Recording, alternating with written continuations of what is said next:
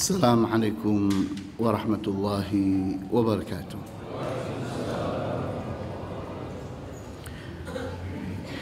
Innal hamdalillah nahmaduhu wa nasta'inuhu wa nastaghfiruhu wa na'udzu billahi min shururi anfusina wa min sayyiati a'malina. Man yahdihillahu fala mudilla lahu wa man yudlil fala hadiya lahu. وأشهد أن لا إله إلا الله وحده لا شريك له وأشهد أن محمدا عبده ورسوله لا نبي بعده نصلي ونسلم على رسولنا الأمين وعلى آله وأصحابه ومن تبعهم بإحسان إلى يوم الدين وبعد. إخواني الأعزاء وأخواتي الكرماء, pada kesempatan petang hari ini insyaallah kita masuk kepada hadis yang ke-14. Kita harapkan seperti biasanya ada 3 orang yang sudah hafal. Silakan. Ya, contoh 1. Ada lagi? Silakan.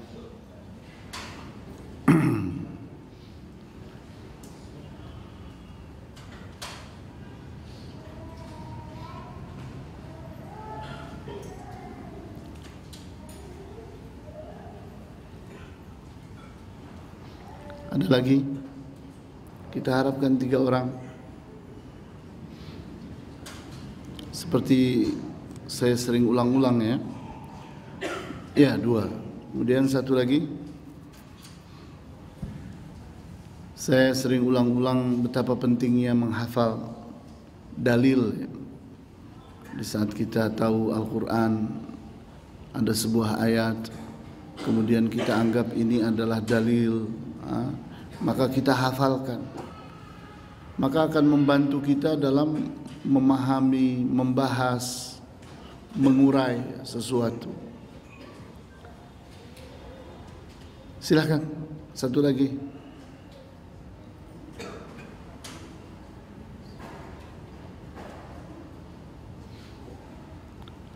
Kalau kita menerima pelajaran, menghafalkan tidak, menulis pun tidak, sementara kita punya penyakit. Penyakit kita adalah salah dan lupa. Habis ilmu kita dimakan oleh salah dan lupa.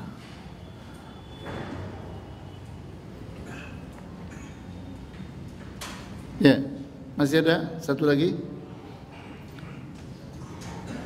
Di antara guru yang paling cerdas untuk kita itu adalah kesalahan kita dan masalah yang kita hadapi. Jadi seseorang itu tidak boleh takut salah. Tidak boleh takut salah. Kita mendapatkan pengalaman itu dari salah. Kita mengerti jalan itu karena kita pernah salah. Sehingga kita tahu, oh ini kalau ke sini mesti nyasar. Kenapa? Saya sudah pernah coba. Saya salah ke sini dulu.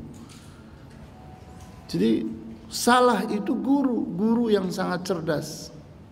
Kemudian yang membuat kita itu besar adalah masalah, problem. Besarnya masalah seseorang itu kebesaran dia. Orang kerdil itu masalahnya kecil.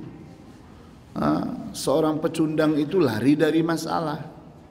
Tapi orang besar itu sanggup berhadapan dengan masalah yang besar. Ya, silakan 1 lagi. Hafal? Ya sudah, kali ini kita ngalah dengan 2 orang. Silakan. Qadha.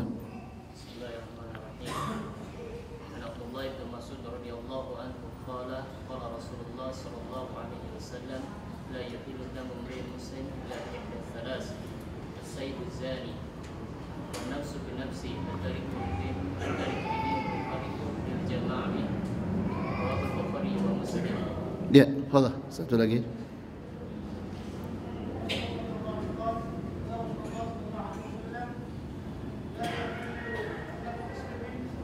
Damumri'in.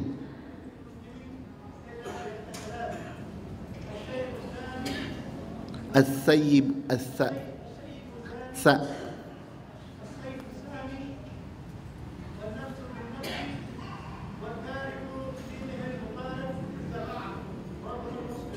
Ya, antum perhatikan bahwa hadis yang kita pelajari kali ini adalah hadis yang di kitab Al-Arba'in An-Nawawiyah berurutkan 14, diriwayatkan oleh seorang sahabat yang bernama Abdullah ibnu Mas'ud, dan hadis ini diriwayatkan oleh Al-Bukhari dan Muslim, menunjukkan betapa kuatnya periwayatan hadis ini. Kemudian hadis ini pun berbicara tentang satu hal yang sangat sensitif, yaitu halalnya darah seorang muslim. Artinya kapan darah seorang muslim itu halal? Kita telah mengerti bahwa seorang muslim itu terlindungi darahnya, hartanya, dan kehormatannya. Setiap muslim harus melindungi muslim yang lain. Tidak boleh menumpahkan darahnya, artinya tidak boleh membunuh dia. Kemudian tidak boleh pula mengambil hartanya tanpa seizinnya. Kemudian tidak boleh menjatuhkan kehormatannya. Nah, kali ini kita berbicara hal yang terbalik, yaitu kapan seorang muslim darahnya halal. Kalau tadi darahnya haram, wajib dijaga. Nah, kapan di saat seorang muslim sudah tidak layak lagi dijaga, darahnya boleh ditumpahkan? Sehingga Rasulullah SAW mengatakan, la yahillu damim mri'im muslimin, la, tidaklah, yahil, halal, dam, darah, imri'in, seorang muslimin, seorang muslim, illa bi ihda thalath, kecuali disebabkan oleh 3 hal. Jadi pada asalnya seorang muslim itu harus dijaga darahnya, tidak boleh ditumpahkan, tidak boleh dibunuh, kecuali kalau seorang muslim itu melakukan satu dari 3 hal ini. Yang pertama, as-sayyibuz zani. As-sayyib itu pengertiannya adalah orang yang telah menikah. Orang yang telah menikah, entah masih bersama dengan istrinya atau bersama suaminya, atau sudah bercerai, dia menjadi duda atau menjadi janda. Yang jelas dia pernah menikah. Zani, dan dia berzina. Jadi kalau seorang perjaka berzina, hukumannya bukan dibunuh, tapi dicambuk. Namun kalau seseorang itu thayyib, thayyib itu artinya pernah menikah, walaupun dia masih berpasangan dengan suaminya, atau kalau perempuan berpasangan dengan istrinya, kalau dia seorang lelaki berpasangan dengan suaminya, kalau dia seorang perempuan, masih atau sudah bercerai, sama hukumnya. Dia disebut thayyib.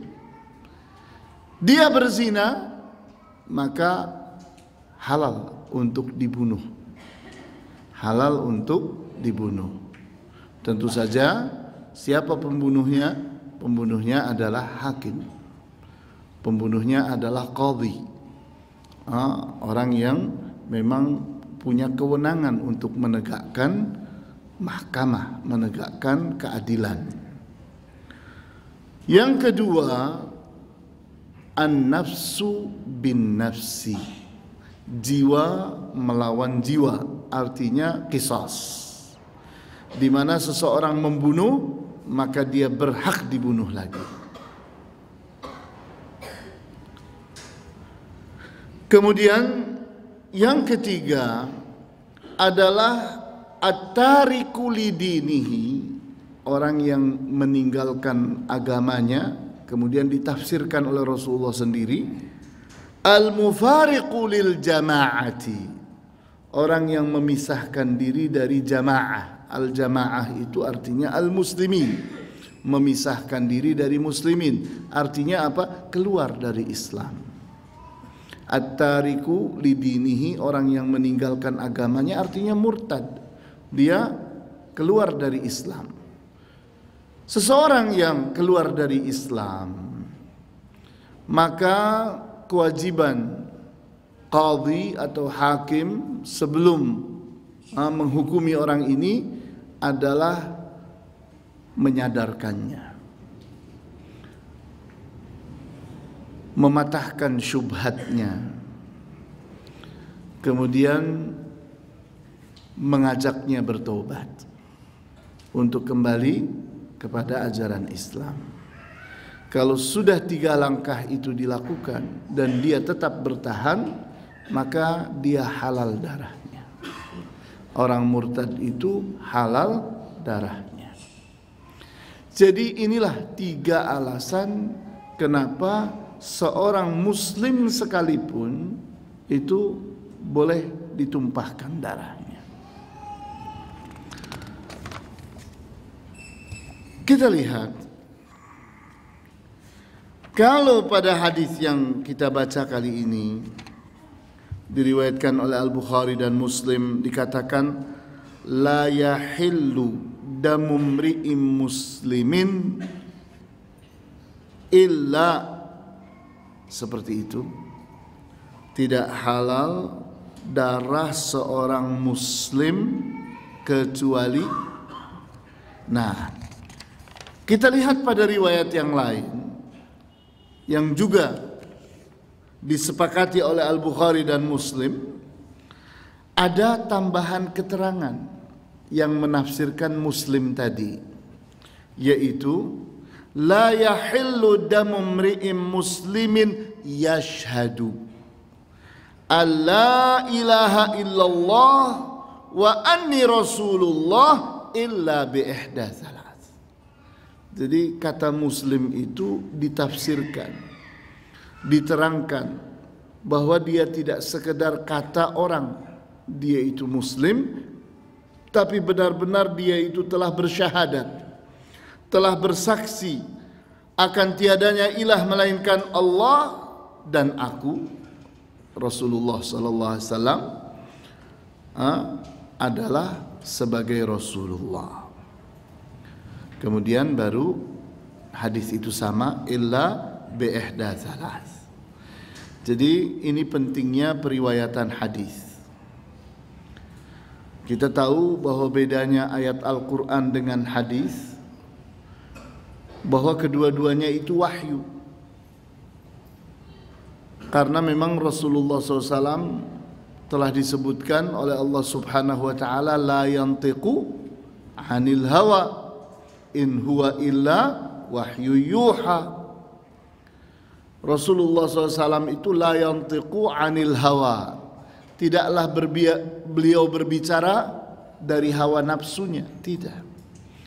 Sehingga apa yang dibicarakan oleh beliau, yang dikatakan oleh beliau, yang disabdakan oleh beliau, tidak lain adalah wahyu yuha, wahyu yang Allah wahyukan kepadanya.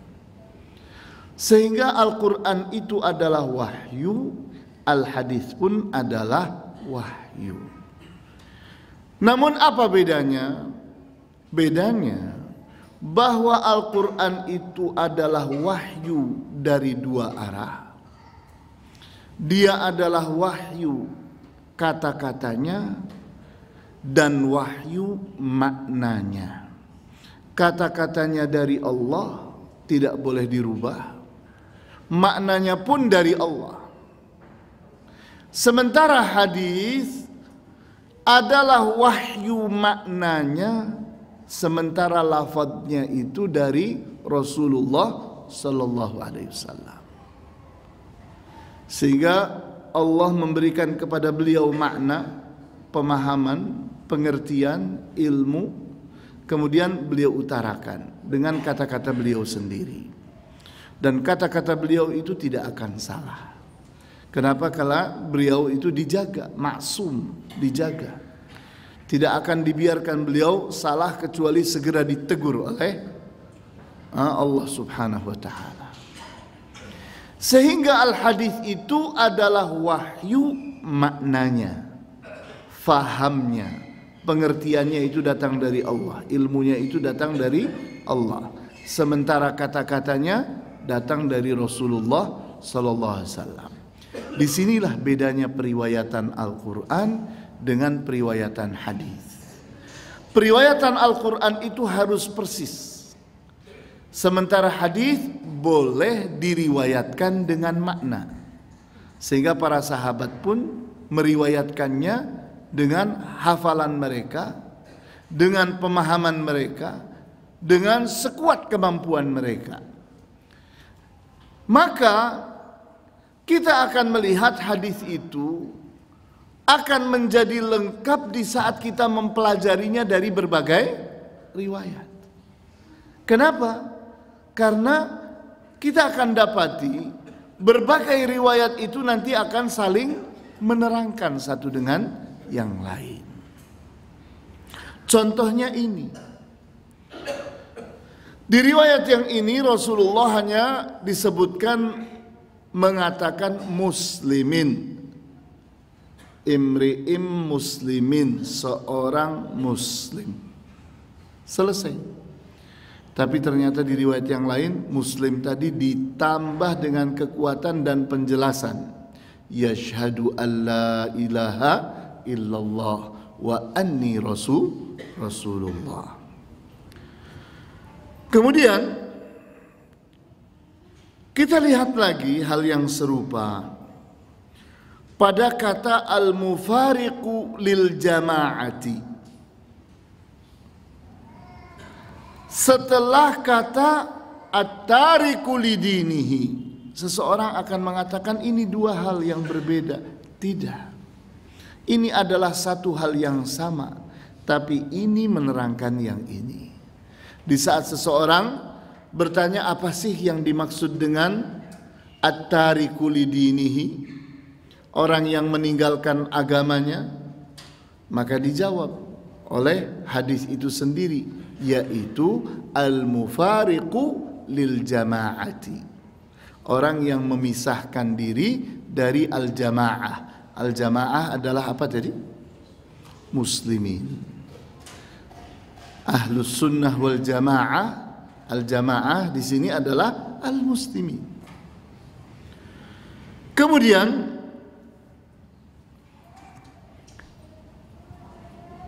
berikutnya lagi, di saat kita berbicara tentang at-tariku lidinihi al-mufariqu lil jama'ati, maka para ulama mengatakan bahwa orang yang meninggalkan agama Islam, orang yang memisahkan diri dari muslimin, keluar meninggalkan muslimin dan bergabung dengan orang kafir,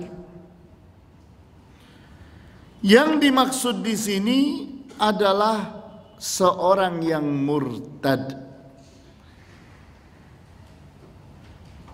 Apapun jenis murtadnya, karena murtad itu beraneka ragam. Ada seseorang yang murtad dengan cara pindah agama, maka kita pun segera faham, oh ini murtad, ini sudah keluar dari Islam dan memeluk agama lain. Kita langsung faham dia murtad. Ada lagi tidak serupa itu, bukan agama Islam yang dia tinggalkan kemudian memeluk agama yang lain, tapi yang terjadi bahwa dia itu berkhianat kepada Islam. Berkhianat kepada Islam. Ternyata dia itu keluar dari muslimin, bergabung dengan orang-orang kafir, memerangi muslimin. Ini pun bagian dari itu. Bentuk murtad yang lain adalah murtad secara konsep keyakinan. di mana dia itu sehari-hari sholat, sehari-hari bersama muslimin. Dia mengatakan bahwa dirinya muslim, agamanya Islam, tapi ternyata dia memiliki keyakinan-keyakinan, memiliki ideologi-ideologi, memiliki prinsip-prinsip yang ternyata bertentangan dengan ajaran Islam, yang membuatnya batal syahadatnya. Contohnya seorang muslim tapi berbuat syirik akbar. Seorang muslim tapi ternyata dia itu meyakini benarnya ramalan dukun, peramal, dan seterusnya dan seterusnya. Ini zahir orangnya tetap muslim, keberadaannya bersama muslimin, tapi ternyata secara konsep bahwa dia itu ternyata memiliki keyakinan atau ideologi atau prinsip yang menggugurkan syahadatnya. Kenapa? Karena kalau dia itu tetap berada pada syahadatnya, maka Tuhan dia adalah Allah, nabinya adalah Rasulullah, tapi kenyataannya dia menggugurkan itu. Dia telah memiliki keyakinan yang bertentangan dengan keyakinan Islamnya. Ini pun masuk dalam kriteria murtad pula. Sehingga murtad itu banyak sekali jenisnya.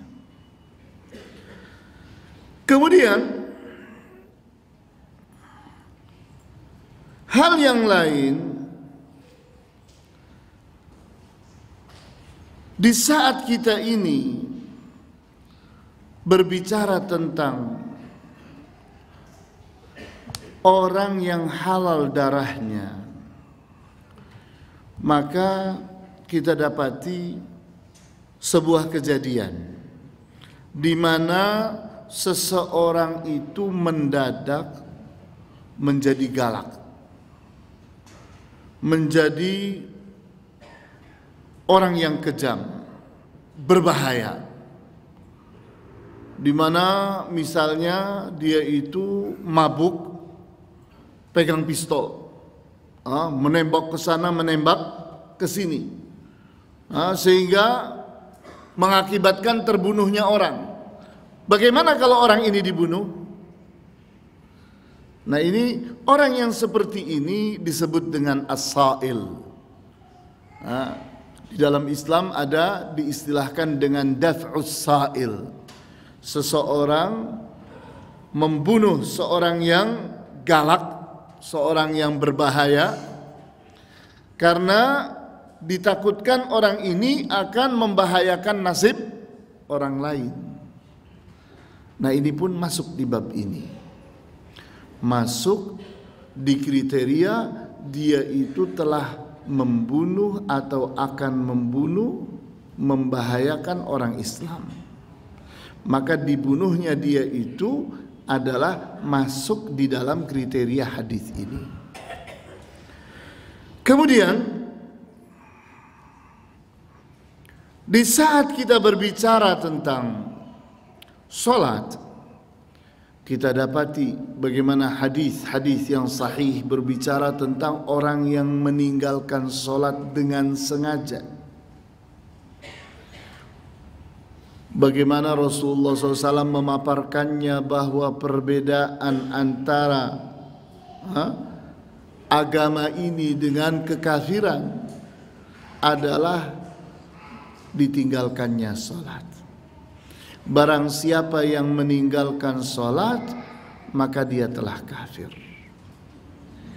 Sehingga kita lihat bagaimana di saat kita membaca surat Al-Hujurat, kita dapati ayat yang mengatakan in ja'akum fasiqum binaba'in fatabayyanu. Kemudian kita baca tafsirnya. Misalnya kita baca tafsir Ibnu Katsir.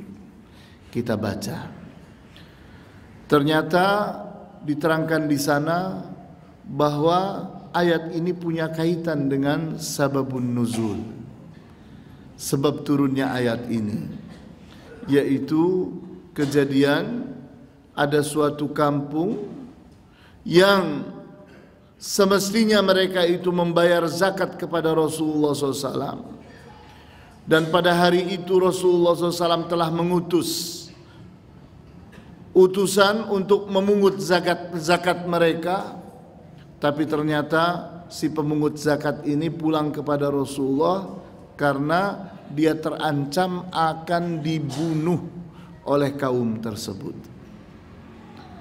Nah, pelajaran kita bukan ini, tapi pelajaran kita bagaimana Rasulullah SAW melakukan tabayyun, melakukan cek, benarkah perkataan dan info yang diberikan oleh si utusan ini. Maka dikirimlah Khalid ibnul Walid bersama tentaranya. Kata Rasulullah SAW, hendaknya engkau pergi kepada mereka di malam hari, kemudian engkau membuka tenda di dekat kampung mereka, kemudian setelah datang waktu fajar engkau masuk ke kampung mereka. Apakah mereka mengumandangkan azan? Apakah mereka melakukan salat subuh? Kalau mereka azan dan melakukan salat subuh, maka jangan perangi mereka.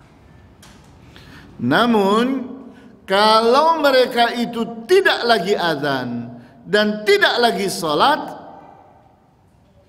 sudah tidak salat lagi, maka perangi mereka, kata Rasulullah. Nah, ini pelajaran kita. Bagaimana Rasulullah SAW memberikan ukuran kepada Khalid ibnul Walid, bahwa ukuran mereka itu layak untuk diperangi walaupun mereka itu muslimin adalah di saat mereka itu meninggalkan sholat.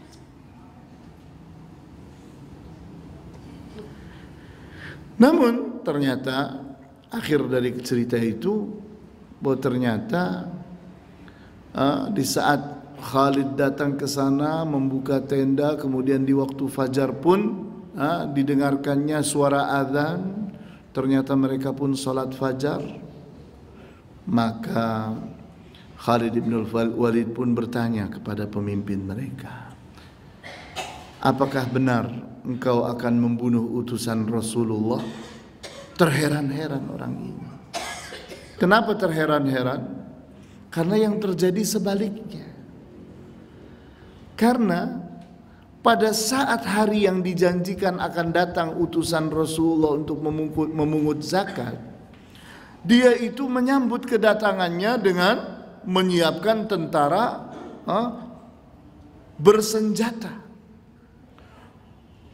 Yani benar-benar orang-orang yang disiapkan untuk berperang dalam rangka menyambut datangnya utusan.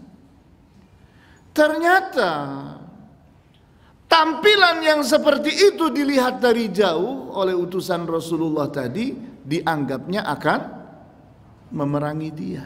Maka dia lari kembali ke Madinah. Jadi di sini ada salah faham. Kemudian berikutnya lagi,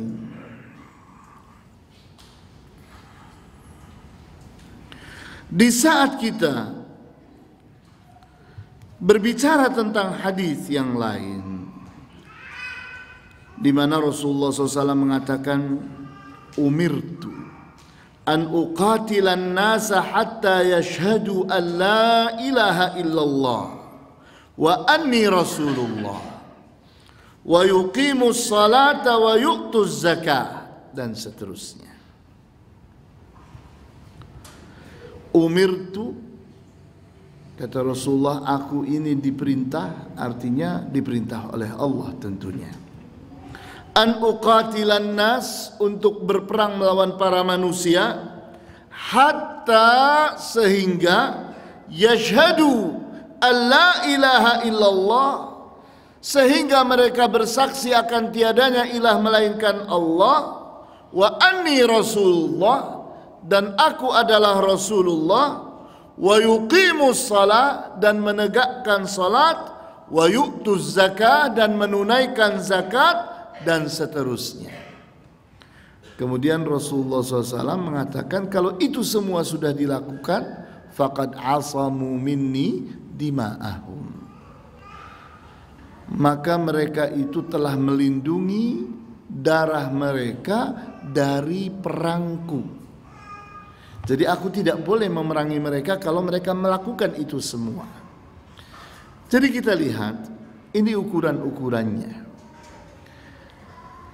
Dialog yang terjadi antara Abu Bakar As-Siddiq radhiyallahu anhu dengan Umar bin Al-Khattab. Pada saat itu Abu Bakar As-Siddiq telah menyiapkan tentara untuk memerangi orang-orang yang tidak mau membayar zakat. Maka ditegur beliau oleh Umar bin Al-Khattab. Katanya, bagaimana engkau ini akan memerangi orang yang telah mengucapkan La ilaha illallah Muhammadur Rasulullah. Apa kata Abu Bakar? Wallahi, demi Allah, aku ini akan memerangi orang-orang yang dulunya mereka itu membayarkan zakat mereka kepada Rasulullah. Maka barang siapa yang di zaman Rasulullah telah membayarkan seutas tali, maka di zamanku pun mereka harus membayarkannya. Kalau itu tidak dilakukan, aku perangi mereka. Jadi kita lihat di sini, Abu Bakar As-Siddiq radhiyallahu anhu memiliki sebuah keyakinan yang waktu itu Umar bin Khattab lupa, sehingga berikutnya Umar bin Khattab membenarkannya, karena ternyata syahadat itu pembuka seseorang untuk masuk ke dalam Islam. Namun di saat seseorang itu telah menjadi muslim dan ternyata menjadikan dirinya berikutnya jadi halal darah karena melakukan pelanggaran-pelanggaran terhadap Islam, telah melakukan hal-hal yang membatalkan syahadatnya, melukai syahadatnya, maka halnya jadi berbeda. Seperti halnya ada pintu masuk, maka ada pintu keluar. Seseorang dengan berwudu, maka dia menjadi orang yang tahir, layak untuk sholat. Namun pintu masuk tadi tidak berarti membuat seseorang tidak bisa keluar. Di saat seseorang kentut, maka dia batal. Inilah pintu keluar. Kawin, menikah, itu pintu masuk.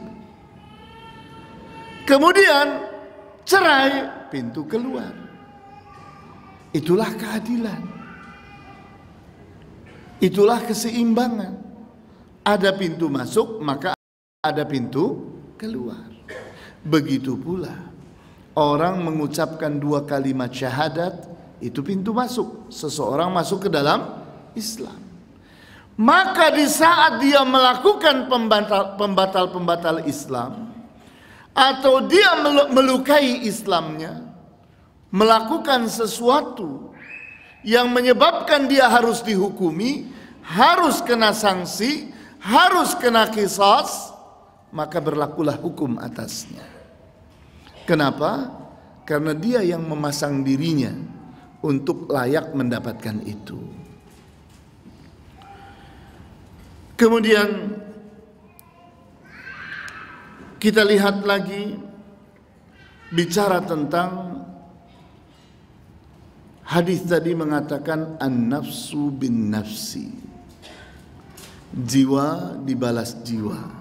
artinya nyawa dibalas nyawa. Orang menyebabkan terbunuhnya seseorang, maka dia dibunuh pula. Hal ini termaktub di dalam Al-Quranul Karim. Di antaranya ayat yang mengatakan wa katabna alaihim fiha annan nafsa bin nafsi wal aina bil aini, dan seterusnya, wal juruha qisas. Bahwa kami telah tuliskan, telah wajibkan atas mereka di dalam kitab-kitab mereka, artinya qisas itu tidak cuma ada di ajarannya Rasulullah saja, tapi telah ada pada ajaran-ajaran sebelum Rasulullah SAW, ajaran pada para nabi sebelum beliau. Wa katabna alaihim fiha, dan kami telah tuliskan pada kitab-kitab mereka annan nafsa bin nafsi, bahwa jiwa itu dibalas dengan jiwa, wal aina bil aini, dan mata itu dibalas dengan mata, dan seterusnya, wal juruha qisas, dan luka itu berlaku padanya qisas. Kalau orang menyebabkan orang luka, maka dia dilukai pula. Inilah keadilan. Dengan itu, orang tidak sembarangan terhadap orang lain. Tidak main bunuh, tidak main melukai orang lain dengan mudahnya. Tidak. Tapi dia tahu bahwa membunuh orang ada akibatnya, yaitu dibunuh pula. Melukai orang pun ada akibatnya, dilukai pula. Kemudian di saat si pembunuh itu orang kafir, bukan seorang muslim, maka apa hukumnya? Maka berlakulah hadis. Berlakulah hadis. Dan ini adalah pendapat dari jumhurul ulama. Di antaranya adalah Al-Imam Malik, Al-Imam Syafi'i, Al-Imam Ahmad, bahwa seorang muslim itu tidak dibunuh karena kafir. La yuqtalu muslimun bikafirin. Seorang muslim itu tidak dibunuh karena orang kafir. Jadi misalnya di negara Islam ada orang kafir dibunuh oleh seorang muslim, maka apakah si muslim ini berlaku atasnya qisas? Maka menurut jumhurul ulama tidak. Kenapa? Tidak ada mukafaah, tidak ada level yang sama antara mereka berdua. Ini muslim, ini kafir. Maka berlakulah kewajiban yang lain. Kewajiban yang lain apa? Adalah dia harus dibayarkan 100 ekor onta. Kemudian kita lihat pula di dalam hadis ini disebutkan kata ats-tsayyibuz zani, bahwa yang berhak dibunuh karena sebab zina, berlaku atasnya hukum rajam, adalah ats-tsayyib, seorang lelaki atau seorang perempuan yang pernah menikah. Kita berpikir, kenapa? Kenapa? Nah, di sini para ulama membahas bahwa orang yang pernah menikah itu tidak bisa lepas dari nikahnya. Kenapa? Karena dia pernah merasakannya. Berbeda dengan seorang perjaka. Karena dia itu belum tahu, dia hanya menggunakan khayalan. Dia berpikir tentang rasanya orang menikah. Berbeda dengan orang yang pernah menikah. Maka orang yang menikah dan tidak mempertahankan pernikahannya, kemudian dia menjadi duda atau jadi janda dan dia berzina, maka dia telah membolimi dirinya sendiri. Dia tahu dirinya memiliki kelemahan, bahwa dia butuh kepada pernikahan namun tidak melakukannya sehingga dia berzina, maka dia berhak untuk dibunuh. Begitu pula seseorang yang masih bersamanya istri, atau seorang perempuan yang masih bersamanya suami, ternyata dia berzina, maka pertanyaannya, bukankah engkau punya saluran? Engkau bisa salurkan kepada suamimu, engkau bisa salurkan kepada istrimu, maka dia pun berhak dibunuh. Kenapa itu tidak terjadi pada seorang perjaka? Karena seorang perjaka di dalam Islam dianggap bahwa dia tidak tahu pernikahan itu apa. Dia hanya bisa berkhayal tentang pernikahan. Maka Islam pun memaafkannya, mengurangi hukumannya. Berlaku hukum cambuk, tidak berlaku hukum rajam. Ini Islam. Islam berbicara seperti itu. Sehingga kita pun jadi mengerti kenapa hukum yang ini demikian, hukum yang ini seperti ini, dan seterusnya.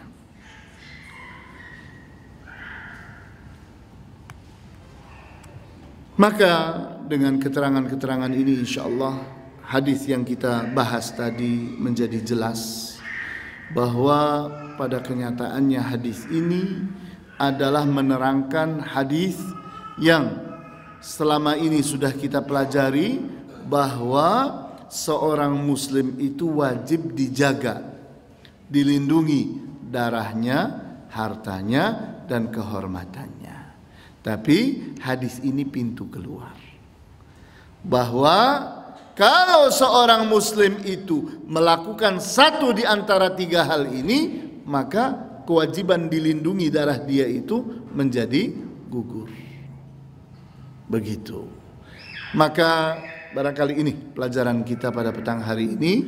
Wallahu ta'ala a'lamu bis-shawab. Walhamdulillahi rabbil alamin. Wa sallallahu ala ashrafil anbiya'i wal mursalin wa ala alihi wa ashabihi ajma'in. Subhanakallahumma wa bihamdika ashhadu an la ilaha illa anta astaghfiruka wa atubu ilaik. Wassalamu alaikum warahmatullahi wabarakatuh.